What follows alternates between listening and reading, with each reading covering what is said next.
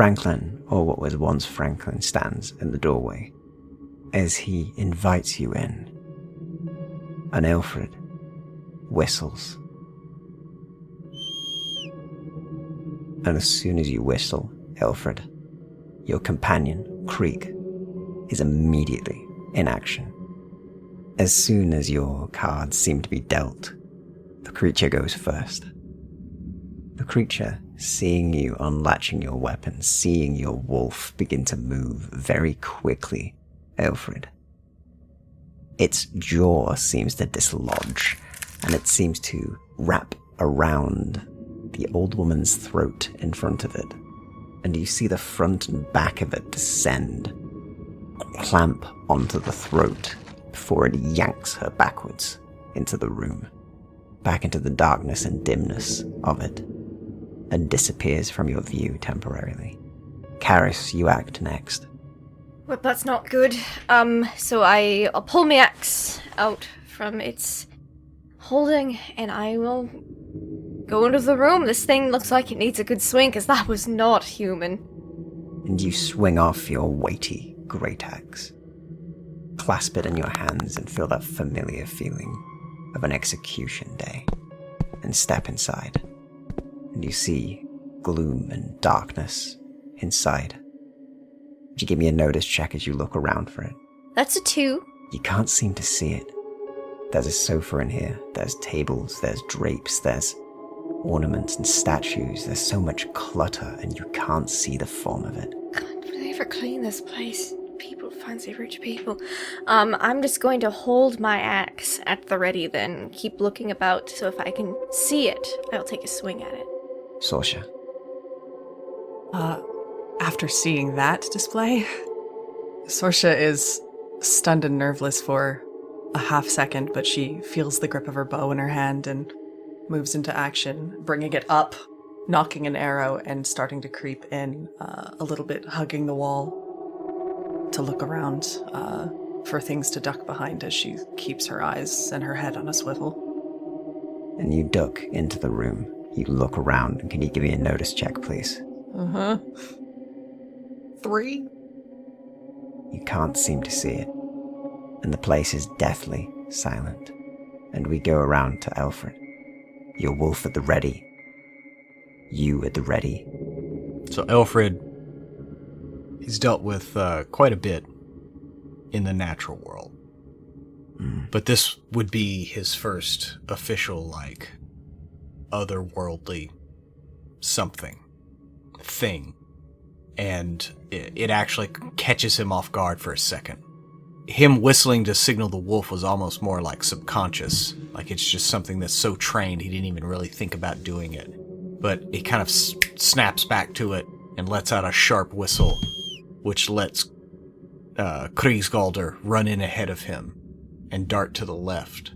Alfred darts in and goes to the right, and I'm immediately just looking for any sign of where this thing disappeared to. Okay, so if you can give me a notice check, please. And whilst you don't manage to unfortunately see the creature, you see Krieg has caught on to a scent. Do you allow Krieg to follow? Yes, I trust Kriegsgalder. So Krieg begins to run across the room, dives over the sofa. And that's where we'll leave your turn. As Krieg dives over the sofa into the obscured area with many curtains and many sheets around that look purely decorative, a body is thrown with supernatural strength and speed straight towards you, Karis. And what is your parry? 6. Unfortunately, it hits you on a 7, but only deals 8 damage, not quite breaking your armor, your toughness, as you feel the heft of this woman hit you. You feel blood spatter over your face, your chest, and the corpse hits the ground with a wet thud. And behind the sofa you can hear Krieg growling, and you see the thing, the flesh slightly broken on its face, as it looks around at all of you. And we go around to your turn, Karis. What do you do? Well, I can see it now, and it threw a body at me, so I don't think it's playing nice. Not the first time I've seen, felt, or heard a body hit the floor in my immediate vicinity, so I'm not as shaken by that as a lot of people would be.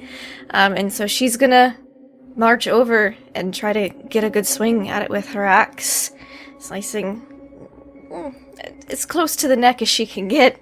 This thing is not to be messed with. So, you run over and attack. Can you give me the check with your axe, please? As your footsteps hit the ground, thudding with each one, the heavy axe in your heavy body, propelling you forward. You bring the axe up and swing. And on a 9, you do hit the creature. You strike it, bang on, in the shoulder. Damage, please. 11. On an 11, you hit deep, and it sinks not as deep as you'd expect. Its flesh seems to be hardened, and you seem to slightly wound the creature, but it looks at the axe and looks at you and smiles. Oh, you think that will do it to you? Let's see how you feel when this is shoved straight through your chest. Sorsha. I assume the creature is in view at this point. It is. It still looks humanoid, but the skin on its face is slightly torn, revealing a strange, almost shiny, deep red beneath. Just a little wrong. She immediately swings her bow forward, sort of ducking behind, I think, a piece of the furniture, a large chair. She's half ducked behind it and pops her head over and draws and looses the arrow. Nice. The arrow flies. Ugh. So, it's at this point I'd like to introduce a mechanic of bennies. You get 3 of these a game each, and if you sink one, you get a reroll. Would you like to use a benny? I sure would, and I think I have an edge that helps me even more when I spend a benny. I believe it does. It gives you a bonus. All right, so I will spend a benny, and I'm going to do that again, which lets me add 2 to this roll. On a 7, you shoot an arrow and it flies true and it strikes the creature in the side. You deal a mighty 6 damage to it, which ordinarily with that shot would have done something. But it hits and seems to not penetrate the flesh fully as it looks at it and snorts. What is that thing? Is that a winter elf I smell? Delicious. Moving on to Aelfred and Krieg. Seeing as how Krieg's is already engaged with the beast, Aelfred, he's been mostly pretty reserved, quiet. He rushes in, like, screaming, trying to draw the attention of this beast. As he runs in, shield on one arm, his mace held high as he brings Biter down, but also just trying to draw this thing's attention so Krieg's can get at an ankle or, a vulnerable spot. Okay, so Krieg knows the tactic. They get going round. You scream and run forward. And could you give me that attack? On a 15, you run forward, screaming. Your club raised in the air as you make your way towards it. You swing down, and the creature doesn't seemingly expect the speed at which you do it. Your weapon comes right down, bang, on its head, and you crash into it, heavily. Could you give me the damage, please? I rolled a 9 damage. And you also get your bonus for your raise. Okay, so that's 13 damage.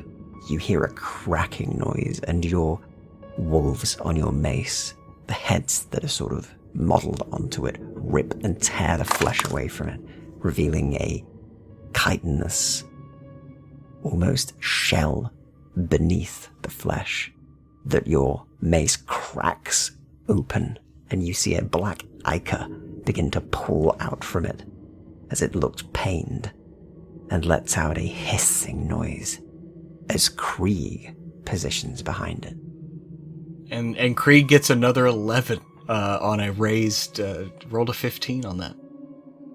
So, all of you working almost in sync, you run forward. You smash into the creature. Krieg runs around the side in the practice maneuver that you've done many times. And it works perfectly. Krieg jumps onto it, bites into its neck, drags it down to the ground. And all of you seem to have heavily damaged the creature as you see Krieg rip out its throat, its face covered in this slick ichor. Jirax finding better purchase, Zaris. The creature seems weakened and down. It looks towards you and almost laughs. Do you take its head? Yeah. Weakened still, pinned down by the wolf. Its face smashed, the arrow in its side pushed deeper. You bring that headsman's axe down and the head rolls. It laughs for about another 20 seconds before it stops, and you're left in the quiet of a room soaked in blood. Sorsha very, very, very slowly lowers arrow and bow, slides the arrow back into the quiver.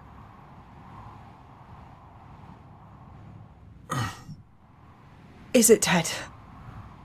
It doesn't have its head. Good work, you and your wolf. Yes, training is key. I am sorry that I hesitated at the beginning, but well done. You are both very capable. Sorsha looks strangely taken aback by this compliment. Karis looks, in contrast, a bit grim. It's the training.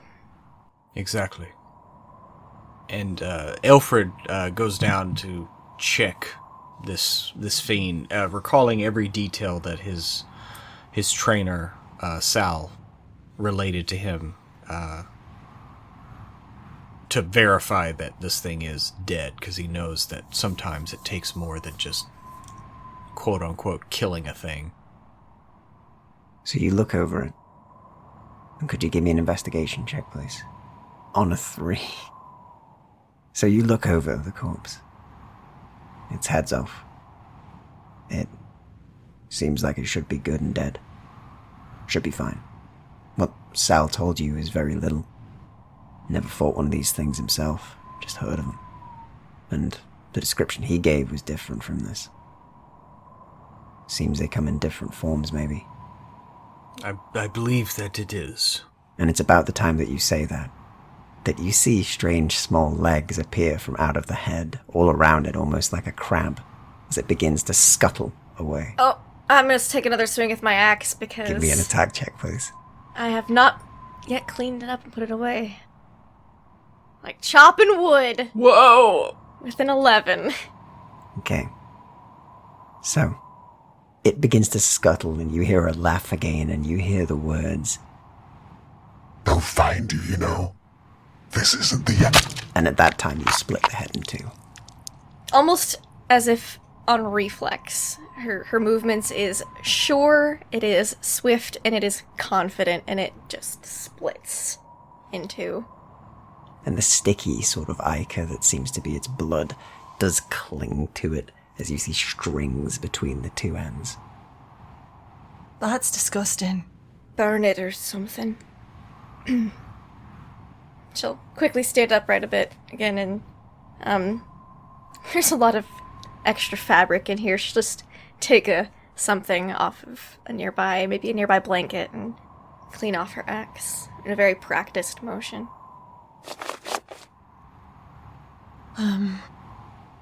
So now what? What did it say there at the end? They'll find you. This isn't over. They? Who's they? Hopefully not more of these things. Oh, Well, they is important, but more important, and as he looks between the two of you, which is the you? Dunno. Maybe it's a collective you? Maybe meant all of us. We did just murder whatever that was. And she'll kind of kick one of the halves of the head, even though it makes her slightly uncomfortable to do so. She's dealt with a lot of heads in her time. She'll kind of kick one half of it away from the other half so that the stringiness is displaced. That's good, as you did see the strings trying to reattach the skull as you kick it away. Sorsha will go near enough to retrieve her arrow and wipe it clean and stick it back in her quiver. Alfred will look around to find the closest hearth. There's one just across from you. It's lit, currently.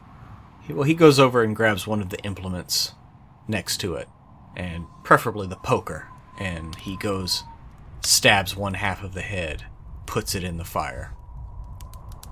And the fire doesn't take to it quickly, but the exposed flesh does burn. The outside doesn't, but the inside does. And it's a horrible smell as you roast this thing. Ugh, that's awful. And while Aelfred is dealing with that body, Karis will go over to the body of the old woman. You find her jaw missing, her neck rendered open, blood pooling on the floor underneath her, her eyes wide and in shock and horror. Not a good death. She'll sigh, kind of carry her over to the couch, close her eyes, drape a blanket over her. Maybe say some words quietly. Sorsha is looking over the rest of the body, sort of investigating that to see if there's any other strangeness about this thing wearing a human. Give me an investigation check. On a 9. You look over it, and there's a lot of strangeness there. This creature doesn't look right, and it does seem to be almost wearing the face of it, but the rest of the skin that is sort of covered and on show seems to have been formed as if from that scrap that they had. But that facsimile of skin seems strange. Rubbery almost. Never seen anything like this before. How do they do it? I don't want to know. It is part of their physiology or some fiendish magic. It appears all they need is your face. This is good to know. It seems. That poor boy. So now what? Well, I am not sure. The house seems quiet. She mentioned, I guess her husband is out on business. Whether or not we need to find a member of the family, the town guard should be alerted. He did say they, so there could be more. I think there's more here in this town. Well, yes. Oh. They could be anyone. In a time like this? Now, with the festival on? Especially crowds. Distracted. People are intoxicated. It is easier prey. Right, the guard, then. We should talk to the guard and hope they don't think we're completely out of our minds. What if they think we did this? It looks like... Well, the murder did take place in here, but... You cut their head, so...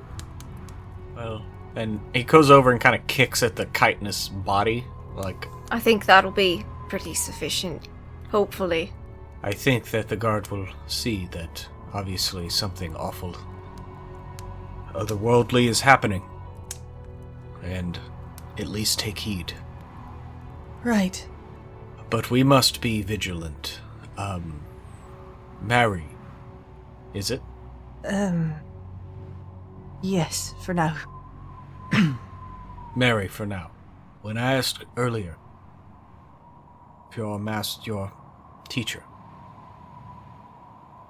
would ever be without his bow, this is why I asked. I hope that I am wrong, but as we search for him, and I will help you, promise, as my word, as a dusk runner, be wary.